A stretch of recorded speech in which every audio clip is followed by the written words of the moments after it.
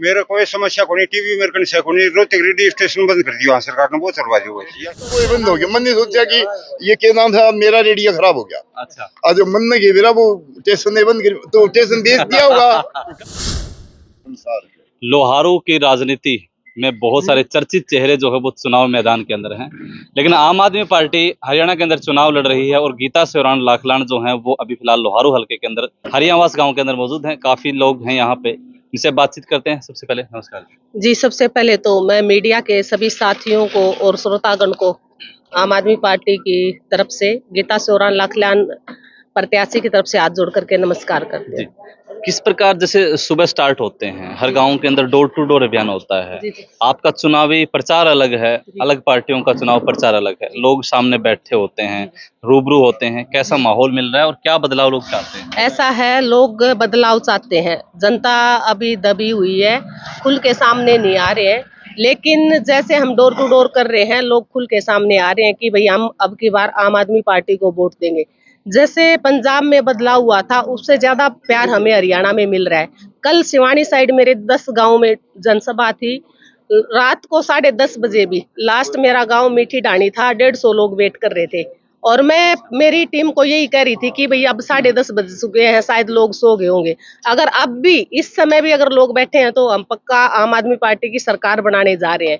तो मैं आज इस चैनल के माध्यम से यही बताना चाहती हूँ, हरियाणा के लोगों ने मन बना लिया है व्यवस्था परिवर्तन के लिए। हरियाणा के लोग भी चाहते हैं दिल्ली और पंजाब वाला मॉडल हरियाणा में हो। जी गीता जी, ये गांव के लोग भी खड़े हैं और मैं अभी आ रहा था ओबरा से।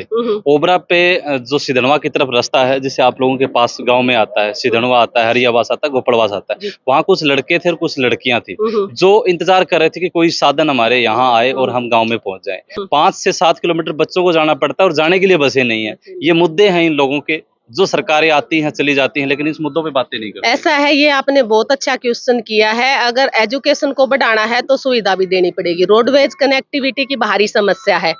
पहली बात तो हम इतना टैक्स देते हैं, जो भी सरकार आती है उसकी रिस्पॉन्सिबिलिटी बनती है कि गांव में ही +2 तक स्कूल, और +2 से आगे अगर हमारे बेटे या बेटियां पढ़ना चाहती हैं तो स्कूल से और घर तक बस की व्यवस्था होनी चाहिए और सरकारी बस की व्यवस्था होनी चाहिए।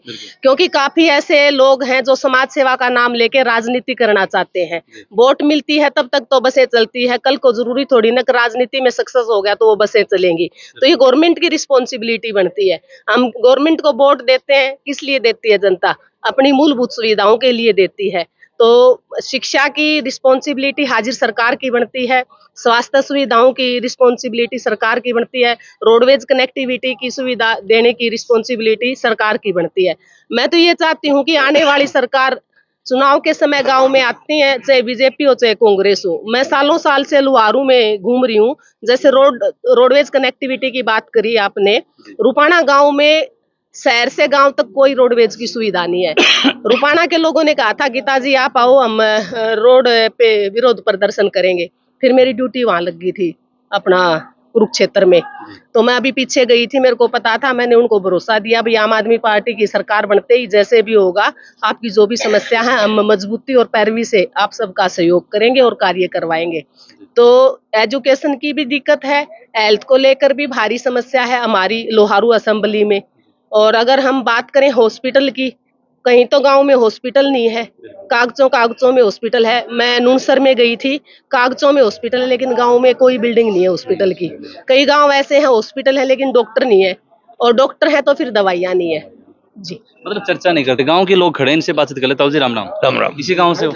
हाँ, इसी गांव में स्कूल कितने क्लास तक है आपके गांव? कोई नहीं ना मानो। तो एक बात बताइए, जो नेता लोग आते हैं, हम आप लोगों से पूछते हैं कितने सालों से नहीं है स्कूल? कम तो 15-20 साल हो गए। बच्चे पढ़ने के लिए कहाँ जाते हैं? पढ़ने के लिए प्राइवेट, मतलब प्राइवेट स्कूलों में मजबूरी में भेजना पड़ता है। मजबूरी भेजा। सरकार सरकारी स्कूल चलाती है। 11वीं 12वीं का स्कूल शायद आपके सिधनवा में नहीं है और मंडोली जाकर के होगा, तो फिर जाएंगे कैसे बच्चे? उन चीजों के मुद्दे कभी उठाए आप लोगों ने? नेता आपके चौक में बीच में आके कहते हैं गीता जी आई हैं, आप लोगों ने इनसे कहा? कोई और नेता आएगा उनसे कहते हैं आप लोग? सुने को नहीं, पहली बात ये है, सुननी है। वोट अगर वोट की ताकत सुनेगी, वोट की ताकत सुनेगी, पहले ध्यान रखा जी ने, मतलब सीधी बात है। जी ताऊ जी, हाँ वोट की ताकत सबको सुना देती है। वोट की ताकत तो हाँ ये बात आप बिल्कुल ठीक हो मानते हो ना आप हाँ। कि वोटा के बिना उनका कोई जनाधार नहीं है। ताकत हो है लेकिन हमें कुछ न्यू भी कौन बेरो ना यूज करने को भी प्राइवेट स्कूल आज का अंकल जी प्राइवेट स्कूलों की मजबूरी है। अब आप प्राइवेट में भेजना चाहते हैं, प्राइवेट स्कूल पढ़ा नहीं अगर सरकारी बंद कर दे जाने लग रहे हैं। सरकारी स्कूल में बड़ा का गुंजान है पाँच सरकारें बंद करने जा रही है। ये प्राइवेट बंद नहीं जी सरकारी चल रहे हैं। नहीं सरकारी आदि ताऊ जी प्राइवेट स्कूलों में भेजना क्या, अब गांव में सरकारी स्कूलों तक सरकारी स्कूल ही नहीं है तो कहाँ भेजेंगे हम? वो क्या करे तो और देखेंगे कोई कुछ तो चारा देखेंगे। ये सरकारों के पास मुद्दे उठाए हैं कभी? मुद्दा असली बात तो ये है, पहली बात तो मेरे लिए डाला है क्या कबूतर लिखने को नहीं आओगे तो मास्टर बिठा दिए हैं, बीमार हो जाओगे। 80,000 रुपया लिए हैं और फिर आओ जिद कहने जिद को सुनाई कौन करे। आप बीमार हो जाओगे, दवाई लेने के लिए बीमार हो जाऊंगा कि बैल जाऊंगा कि सरवाल जाऊंगा कितनी कि दूर है?